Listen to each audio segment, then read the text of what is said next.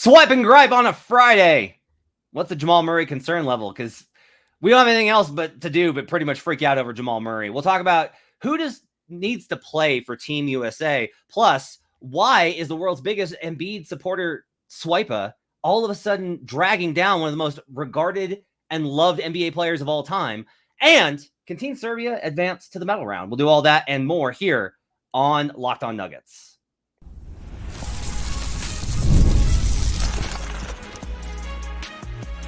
You are Locked On Nuggets, your daily Denver Nuggets podcast.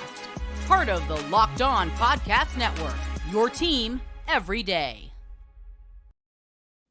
Welcome to Locked On Nuggets, your daily Denver Nuggets podcast, part of the Locked On Podcast Network, your team every day. Thanks for joining us and being a part of our community. We do appreciate you joining us, whether you're on podcast, give us those 5-star reviews. Take a second and give us a 5-star review. It'll take no time. Just 5 seconds. Give us a 5-star review and who your favorite Nugget of all time is. That's all I want to know. I want to hear it. Or if you're joining us on YouTube, which you can catch the show at youtube.com/LockedOnNuggets and join all sorts of folks that hang out with us in the chat, like Hurricane's in here. 5-ish has decided to join us today. What's up, 5-ish? Daniel Barry's in here. Pedro's up in here. Glad to have you guys with us here on a Friday. On today's show, we're going to talk about, can Team Serbia advance? What are their chances of making it to the medal rounds? We'll talk about Team USA, who needs to play, who doesn't need to play, and we're going to try and get the Swipa's absolutely absurd takes. I almost interrupted you in your monologue. One of the most regarded NBA players of all time in David Robinson. We'll talk about that, but we're going to start today with Jamal Murray. Team Canada gets the win. They go ahead and they're in good shape to go ahead and advance. Everything is kind of like fine with Team Canada. They're actually in really good position. However, the numbers continue to be uninspiring for Jamal. Jamal was efficient today. He did, I think he tied for the most rebounds on Team Canada and had the most assists on Team Canada. But overall, limited minutes, limited play, does not seem like there is like a high level. He still doesn't look like the same guy, has no burst, doesn't look comfortable. Adam and I talked about in the show yesterday, Swipe, and we kind of debated on where we put him on the DEFCON scale. If 5 is everything's fine and 1 is nuclear war is imminent, I put Jamal at basically like a 2.5. Adam went higher instead of 3.5. So he's got less concern than I do about Jamal. How worried are you about what we've seen from Jamal Murray in Olympic play? I mean, it's a 3 because he didn't end the season well in the Western Conference semifinals, and he averaged 18 points a game on 37% from the field or whatever that was in that series. So that's where a lot of this is emanating from, is how he ended the year. Is the fact that he was hurt at the end of the regular season, then played 5 games, and then the Lakers series, he averaged 23 and 7 assists, but he also was inefficient in that series and seemingly struggling with Austin Reeves, who the previous year he had cooked up for one of the NBA's all-time guard performances for 32, 5, and 5 on 50, 40, 90. So Jamal, since that point in the end of the regular season, has looked like a player that's a little slower and just not as healthy as you would remember him at his apex. And in this Olympics so far, he hasn't had a moment where I've seen Jamal Murray dominate and take over the game like you've seen him do. This team has been very reliant on Shai Gilgeous-Alexander, and not surprisingly, but surprisingly, Andrew Nembhard, who's a really freaking good player. And man, I don't know how he fell to where he fell, but he is a really good player for the Pacers. And then on top of that, Lou Dort, Dylan Brooks, they have a nice contingent of guards and wings, and that includes Nickeil Alexander-Walker as well. So I just think that Jamal is kind of pacing himself with this Olympic team. They haven't needed him to be like overwhelmingly good like the Nuggets are going to need him to be. But going into the year when you've already kind of dealt with injuries, and then there's the contract situation for Jamal that's in the air, 1 more year left on the deal currently, this is all kind of, I think, emanating to a point where I think people are just wanting that next step from Jamal, the all-star step from Jamal. And Jamal just turned 27 years old a few months ago. And instead of ascending where it's like, wow, he looks like a different player, similar to what Tyrese Maxey did, over a 2-year period, where it's like, oh, he has near all-star potential to a clear all-star to he might be an all-NBA player. Jamal Murray has not had that leap really since the 2020-21 season after the bubble, where he looked like a different player. And then he played well coming back from the ACL injury, then obviously took it to an all-NBA level in the playoffs. but really we just haven't seen that consistent. Jamal Murray is like he's in conversation for third team All NBA guard. We haven't seen that kind of leap from him, and I think that's why a lot of people are feeling not so great about how he's looked since the end of the regular season this year. Yeah, and I think, look, we base everything off of what we've seen, right? So, like, we've seen Jamal, so this is what we're basing on. We're reacting to this in real time. We might get the training camp, and even though I've been, like, beating the drum of I'm really worried about them only having a month off, and that includes Yoke, we might get to training camp, and it's like, oh, no, he needed 3 weeks off. He got 3 weeks off. He feels way better. He's ready to go. It's entirely possible. Like I always say, there's these plot twists that always keep going, and it counts for careers. And I don't think anybody's had more plot twists in their career than Jamal Murray. Couldn't get past Jameer Nelson in the depth chart, becomes an absolutely lethal playoff killer, suffers a torn ACL, misses an entire season, comes back and helps lead the team to an NBA title and has one of the best playoff runs that we've seen. Comes back the next year, doesn't make the leap, suffers a lot of minor injuries, and has an absolutely miserable playoff run. Like, that's a lot. And this is just the first kind of chapter of his career, or second chapter, I think, maybe first 2 chapters of his career. There's a lot that can happen here. I don't want to, I think there's a conversation going on about how Nuggets fans should feel about Jamal at this point. And it's like, I do believe that when you do what Jamal did with this team in both 2020 and especially 2023, because they won the title, that needs to earn you a little bit of love with the fan base and a little bit of loyalty, right? That word loyalty is such a loaded term in NBA conversations because you got free agency and whether players should be loyal to their teams. You got teams that will trade you if you're not good. And so where's the loyalty there? All this, that, and the other. And I agree with I think it's a really complicated and tricky structure. But I think with fans, like if you're going to be a fan of the team, you should be a fan of the team. But I don't think you should turn on a player because he has a bad season in which he's clearly injured and be like, he's garbage, get him out of here. Well, he didn't really have a bad season either until the right. He was fine. He was good. Career high in assists, right? Efficient. On the other end of that, though, is that it's okay to hold Jamal to a standard. To me, it's not about the contract. Like a lot of folks will say that, well, he's a max contract. Look, the NBA is structured the way it is. And these max contracts, you can't just go down the list and be like, all of these guys that are max contracts are max contract players. We know that's not true. And so move past it. You can be mad at that structure, but be mad at the structure, not the player there. It's more, though, that Jamal is expected, based off his playoff performances and based off of his prominence and usage and where he stands in the hierarchy, he's expected to be the all-star level player that you are constantly chirping the Nuggets have never put around Jokic. And so if that's the bar, and we can all kind of agree, he's not there, because it's like, well, he was hurt at the beginning of the year. Even if he had been healthy, the numbers and performance and season did not make it to where you would be like, oh yeah, Jamal needs to be an all-star. You have to be able to make that case, and he's not done that. And so with Team Canada, my kind of result is you would expect Jamal to be so good that even with him missing time, even with him not having gotten time with Team Canada for various reasons, even with all the complications of international play, that he should still be so good that you're like, he's got to play, he's got to start, and he's got to have a higher level. Shea can still be Shea. Shea wasn't even incredible today. Right. He was good. Yeah, but you should be like, oh man, but Jamal's got to be like a huge part of that team. Yeah. And some of it's a minutes restriction, and I get that, but it is okay to have these nuanced kind of levels to Jamal where it's like this, but not that. Like that's where I'm at with Jamal, where I'm like, yeah, no, he's a huge pain in the ass for everyone. Yeah, no, it's huge pain in the ass with his attitude. Also an incredible player. Also, the teammates have consistently had his back. Also, they do not win the title without him. They don't win a lot of games that they did last season without him. He's still a great player. He hasn't been great enough. And not great enough doesn't mean that you're bad. And I think that we can do a better job of finding those ways to talk about Jamal rather than the kind of polarizing ways, which I understand fans are going to do. But I think we can do better at that is kind of my take. Swipe up. Yeah, I think people just look around the league and they look at, Tyrese Maxey, Kentucky, Devin Booker, Kentucky, and they just see players that have clearly taken leaps. Donovan Mitchell, obviously, out of Louisville.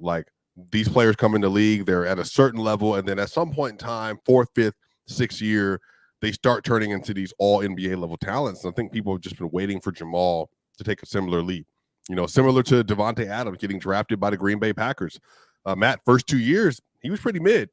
And then next thing you know, because of his development and because he just learned the game, he became near an all-pro wide receiver.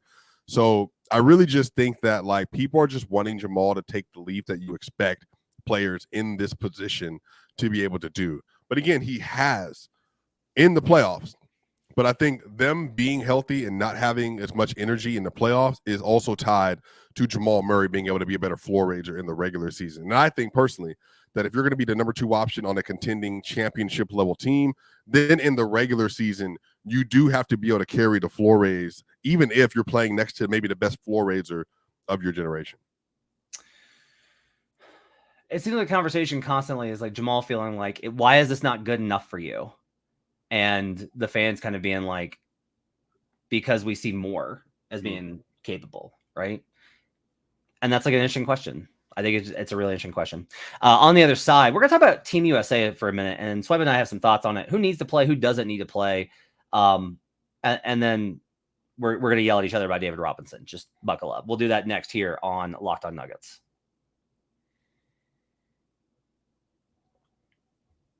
Passion, drive, and patience. The formula for winning championships is also what keeps your ride or die alive. eBay Motors is everything you need to maintain your vehicle and level it up to peak performance. Superchargers, roof racks, exhaust kits, LED headlights, and more. Whether you're into speed, power, or style, eBay Motors has you covered. With over 122 million parts for your number one ride or die, you'll always find exactly what you're looking for. And with eBay Guaranteed Fit, your parts guaranteed to fit your ride every time or your money back. Because with eBay Motors, you're burning rubber, not cash. With all the parts you need at the prices you want, it's easy to make your car the MVP and bring home huge wins. Keep your ride or die alive at ebaymotors.com. Eligible items only. Exclusions apply. eBay Guaranteed Fit only available to U.S. customers. We'll be right back on Locked On Nuggets. Back here on Locked On Nuggets. Thanks for joining us, making us part of your day. Appreciate you guys being with us here on a Friday. I hope you guys have a great weekend. We'll be back with you on Sunday night for World's Finest. We'll talk about the end of group play and look forward to the elimination round leading into the medal rounds in the Olympics. We'll talk about Team Serbia in the last segment, but we did want to talk about Team USA. Swipe and I have been kind of talking about it because we both have been on Twitter talking about any number of things that we have kind of opinions on, and I think it's a really interesting question. Swipe, if I ask you who needs to play for Team USA, like you absolutely gotta play these guys. What's that list like for you on Team USA this week? Yeah, obviously it's the best American player. Let's say it on together. 1, 2, 3, LeBron James. And then it's gonna be Kevin Durant, Steph Curry, Anthony Davis, Bam Adebayo, Drew Holiday, Derek White, Devin Booker. I think that's my guaranteed. I'm playing those eight players every single game. Why do you need Book? Book has been maybe he's arguably been the best floor spacer, like off ball shooter in the Olympics so far. And I think his ability to be a counterbalance for LeBron drives or Kevin Durant's gravity on the other side of the court, or Anthony Davis or Embiid being in the post, or Steph Curry being able to drive and kick, and even the way that teams are trying to have to load up on Steph and is leaving Book open. Like Book has just been able to eat. And on top of this, what I think is really valuable for this level of basketball, when you can take 1 or 2 dribbles, Matt, or no dribbles, and still be the same level of player as you are when you have a bunch of dribbles, 7 or more, I think Devin Booker has just really exceeded that role at a very high level. And because he hasn't had a lot of offensive responsibility, he's also been better defensively.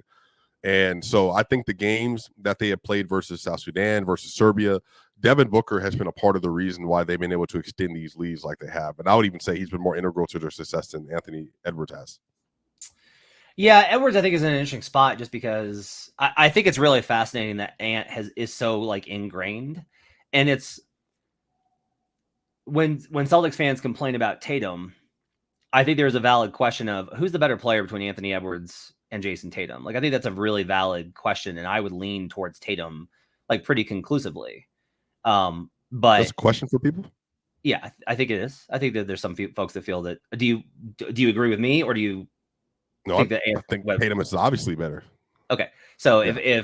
so that's kind of the thing here. But Right. the problem is that Ant's able to play guard. Like he's able to play two Right. guard, and so he's Right. able to chase over screens a little bit in a different kind of way than Tatum, and Right. that kind of changes it. Like to me, this is all about the way the roster is constructed and what roles that they have. The problem, and you and I had a long phone conversation about this, and I thought it was great. I wish we'd recorded it, but one of the things is that on Team USA, Tatum doesn't do any one thing Yeah. better than everybody else on the team. Yeah. He does a lot of things. If you were to take any three categories and his skill in those, if you took any three skills and graded them on a 1 to 10 scale, he would come out on average higher than a bunch of guys who are playing. Mhm. Not everybody, but a lot of guys, right? Anthony Edwards or Anthony Davis can't create shots for himself. He just can't do it. That's not something that's like not built into his game at this point. Like other people create shots for him, right? And Tatum can create shots for himself off the dribble. He's really good at that. But but then it's like, okay, but what's Anthony Davis good at? Defense. Is Tatum as good a defender as Anthony Davis? No, because there's almost nobody. The only person that's really on the only two players I think that are on Davis's level defensively are Bam and Wemby. In the Olympics or in the NBA? On Team USA are Bam, Drew and Derek are the ones I kind of wonder about. Like, do I want to put both Drew and Derek on that list? Yeah. Because those guys are so good. And Tatum, I think, is elite defensively. But that's been kind of like the interesting thing. And so, obviously, versus Sudan, Tatum plays, starts, and Embiid does not, which kind of leads us into the whole thing of Embiid. And like, look, we're a Nuggets podcast. I've said some wild stuff on here about Embiid. Adam said some wild stuff on here about Embiid. My things are much more from a league perspective. I still have, those complaints. I'm not like, yay, Jokic, boo, Embiid. And I thought last year Embiid was phenomenal. And I talked a lot about how good I thought he was on both ends of the floor and how much he improved as a passer and defensively. It is really stark to see him in this environment, though, to see how much he's struggling in this kind of environment. And that kind of leads us into the David Robinson conversation. How I actually forget, how did we end up in you and I comparing Joel Embiid and David Robinson? What was the source of that? I think I said something harmless, and then you once again attacked me on Twitter. Probably that's typically how that goes. That sounds right. Right. I can't remember what the start of it was, but I know that I ended up quote tweeting you. I think it started off with this LeBron, KD, Tatum thing. And then I think somehow it ended up being like somehow I got Embiid into this conversation, and it was about, I can't remember what the start of it was though, in particular. But I know I responded to you, and then you quote tweeted some legacy graphic from Basketball Reference as if that had anything to do with the conversation. And then obviously all the anti-Embiid fans jumped on your train like, yeah, Matt's right. And then next thing you know, I was like, oh, let me go look at the actual numbers. And then it's like, no, this is not. So they're much closer than people realize. They just don't. I actually had my friend Jared Dubin, who does a lot of help work on. So you got help. That's what you're telling me. And I asked smart people for their opinion, and I had them kind of look at things like efficiency adjusted for era, and Robinson comes out conclusively like way higher. In his like career?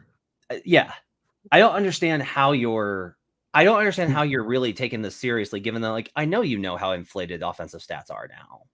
Like I know you know that. But is Embiid not a better scorer? Period. I don't know. Well, I do. I feel pretty confident that Why? Joel Embiid is a better scorer. He's better from the mid-range than he was. Obviously a better free throw shooter. Obviously a better three-point shooter. He wasn't the same level of post scorer as David Robinson was, but Embiid's also not the same level post scorer as a lot of people are. Well, not a lot. A few people are in the league currently. Like he's not like a turnover shoulder guy. He's really good getting to that spot, turn around, face up. Go ahead. So much of this though is built off of how this is what makes those era comparisons very difficult, right? Is you're like, well, he's not as much of a mid range. Like big men didn't take those shots, man.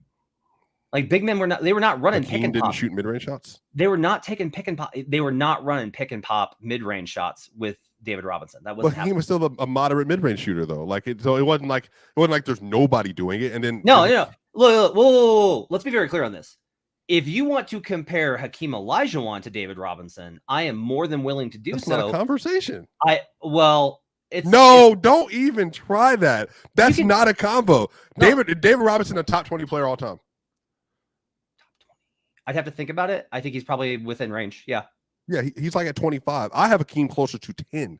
I have Hakeem closer to 5. That's what I'm saying. Like they're just not. You're not going to beat me on loving Hakeem. But there's a gap between the two players. We agree. I agree, but I think it's also like you can at least bring that conversation up, and it's like, all right, we can have this conversation, and we'll come out with Hakeem pretty definitively, is what I would say. Okay. Versus like you just cannot take Joel in any sort of serious conversation with Robinson based off of the defensive impact. Like Robinson's impact at their Robinson's full health. Legitimately probably like he's definitely like a top 10 defender of all time. The block numbers are outrageous, Swipa. Like they're outrageous. But we're not going to sit here and pretend that Embiid at full health has not been one of the best rim deterrents. No, we're not going to do that. We're not. I'm not going to. What do you mean we're not going to do that? Even the Raptors series in 2019, even last year versus the New York Knicks. Again, granted, he was also injured. The 34 games that he played this year might have been his best defensive 34 game sample size in 2017 for Joel Embiid this year. And again, I'm not like an Embiid guy. Like I'm not, but I'm not going to like pretend that he wasn't on a path even this year. Here's what you're doing though. You're doing. He's really good, so he's great. No, the numbers even predicate that he's one of the best interior defenders in the league. Again, though, you're failing to acknowledge the differences in how the game is played, and the differences and the changes in those, and how pace and space alters those type of things, and also the fact that so much of this is just built off of drop coverage. If you are a big man, if you are taller than 7 feet, and you are capably able to walk backwards and hold your hands up, you are going to be a pretty good rim. You're going to be a pretty good rim deterrent in this league. Now, Joel's much better than that. Much better than that. Again, I thought Joel was worthy of a. If he had finished the season healthy, I think he should have been. I think he should have started. He should have been first team all defense. That's how good I think that Joel was last season. But to put him on the level of David Robinson, that wasn't the conversation. The gap at their apex between those two players is not as far as you tried to make it seem. Like David Robinson at his apex just absolutely washed Embiid. Like he's not 4 straight years top 2 in MVP rate basically until this year. And then on top of that, he would have 3 awards if fully healthy the whole season. Well, I also don't see. That's what I'm saying. You go these extremes. I also don't agree with that for multiple reasons. He wins in 2021. Look, it's not that I think the 51. You talking about the 51 game sample size to the 72 for Jokic that year?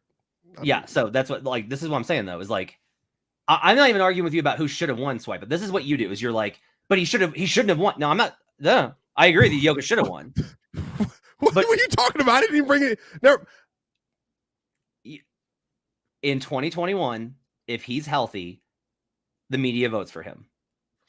He wins in 2023, and if he's fully healthy last year, he the wins. Media votes. I got you. The media, not Matt Moore, votes for Joel Embiid. I got you. I don't have a vote. Are you not a media member? I don't have a vote. I have one time. It's like when Gilbert Arenas blame the media for these narratives while also being a media member. It's just hilarious to me. I want to know in the comments, either on youtube.com/LockedOnNuggets or hit us up on Twitter or at x.com/LockedOnNuggets or hit us with a 5-star review. Let us know, who do you think was a better player historically? It was Robinson. Who is a greater player historically? It is David Robinson. Or no, David that's Robinson. not the conversation. Are you going to let on the other side? No. Are you going to let Matt misrepresent this conversation, or are you going to allow me to tell the truth? I said David Robinson was better, but I'm saying the gap between. Let me ask you this question very directly. Let's see if you can answer this question directly and then not go off on some tangent somewhere else like an esteemed politician. Listen to this. Okay. Do they both have 2 of the top 25 peaks in NBA history? I won't put Joel there. No. Oh my gosh. So we're just not going to acknowledge Joel Embiid's peak at all. Swipa, here's the thing. It's just games played. That's it. That's the only reason. I'm not talking about. No, you can't though. Basketball. We can't. No. Is Kevin Durant in the conversation for greatest basketball player ever? Yes. Okay, well, that's the similar conversation. Joel Embiid, he's been way more available than Joel, despite losing an entire year to an Achilles tear. Man, this is disgusting. I'm not even an Embiid guy. This is crazy. That's my gift, Swipa, is I'm able to do things like make you sit here on this show and Kate for Joel Embiid. I think Embiid, but I think Robinson is better. But if we're just gonna sit here and pretend like Embiid at his apex hasn't had one of the best peaks, especially on both ends of the court for any center relative to NBA history, he's good. He's that great. I think a lot of this is if he was. The defensive stuff I think is really interesting, right? Because it's like, do you think Rudy Gobert is like one of the best defensive players of all time? And I'm like, yeah. And it's like, all right, so if Rudy only plays drop, then what does it matter that Joel only plays drop? And it's like, you have to be Rudy's level of good at drop defense for me to validate you there. Otherwise, you need the versatility of Anthony Davis or Bam Adebayo. And Joel doesn't have that. You can't switch with him. You can't put him at the level. And in this NBA, in this modern NBA, you need that.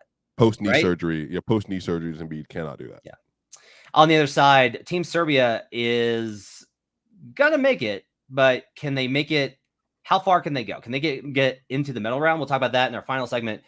Up next here on Locked On Nuggets.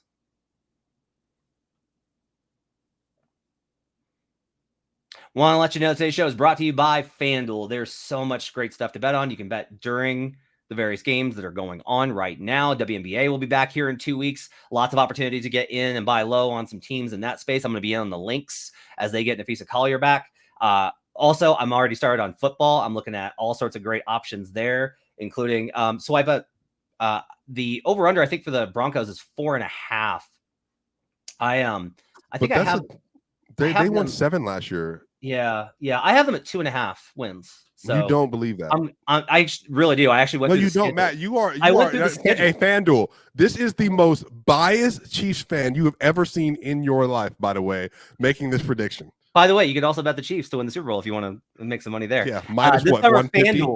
FanDuel is hooking up all customers with a booster or bonus daily. That's right. There's something for everyone every day, all summer long. Head on over to FanDuel.com and start making the most out of your summer. FanDuel, official sports betting partner of Major League Baseball. We'll be right back on Locked On Nuggets. This man has a red chair behind him talking about the Denver Broncos. This is insanity. Final segment here on Locked On Nuggets. Thanks for joining us, making this part of your day. Appreciate you guys being with us. Swipe and gripe with you on a Friday. We'll be back on Sunday night for World's Finest. Okay, so Team Serbia. All right, Team Serbia is in a pretty good spot. Team USA beat South Sudan, so they're the number 1 seed in the group. So South Sudan and Serbia are now tied in record. They'll face each other in a crucial matchup on Saturday. The winner of that will take second place and guarantee a spot in the quarterfinal. If they lose, the loser of that will depend on the other game's result in order to secure one of the quote-unquote wild card spots as one of the best two third-place teams. So my question for you is, one, how do you feel about Team Serbia getting out of the bracket versus Team Sudan? And then what do you think about Team Serbia from what we've seen their chances in the elimination rounds going forward? They need some athletes in the worst way. I mean, Jovic, who's the best athlete on that roster? Jovic? Yeah, maybe. Probably Jovic or Bogues. If they're not hitting threes, they struggle. If Jokic isn't on the court, they struggle. And I just think that, like, Bogey needs to play better. Micic needs to please play better. Do something. They're very limited athletically, and I think that showed up in the USA game and the transition fouls that they had.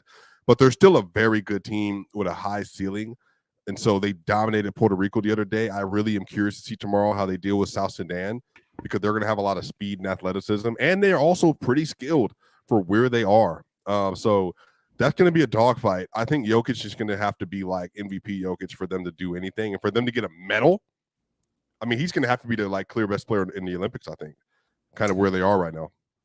Yeah, he's going to have to be have to be as good as he is ever, especially. I will say this, though. Sudan has been really good. Everyone's, it's the best story in I think the Olympic basketball tournament right now is South Sudan.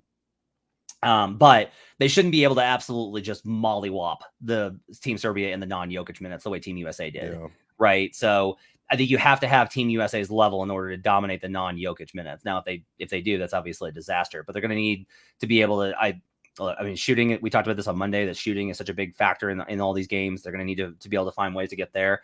I will just say this. If we're kind of going down the groups and we're just like, can Team Serbia medal? do I think they can beat Team USA? I think that first game was not a great, you needed that game to feel closer than it did in order to have a lot of confidence there. So, okay, probably not going to get gold because you can't get Team USA. I think Germany might be, if not the best team in this group, because I think it's Team USA. I think Germany's got a really, really good shot at silver. Like I didn't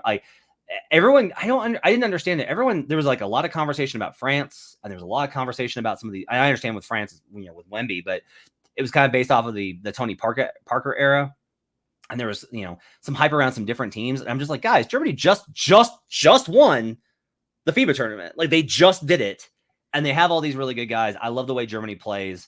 That whoever those games are going to be absolutely phenomenal, and they have put it on Spain today. Though I have not checked the game as we're currently. Yeah, they're still up 14 versus France right now. So unless that game's over, so I think that Germany's got a really good shot here, which means that bronze I think comes down to Canada,